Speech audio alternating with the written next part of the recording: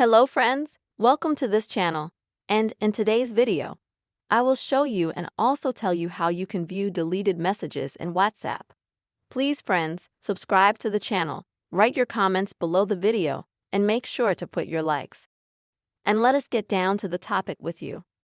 Open up the WhatsApp app. And let's say if you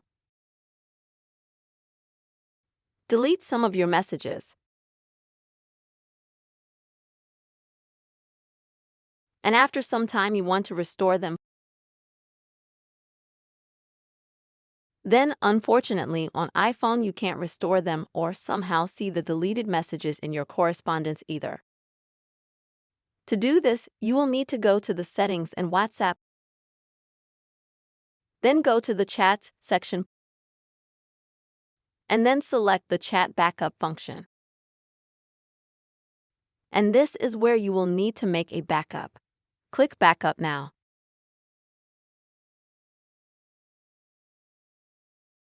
And wait until all your messages are completely backed up, including all deleted messages will also be backed up, and then you will be able to view them.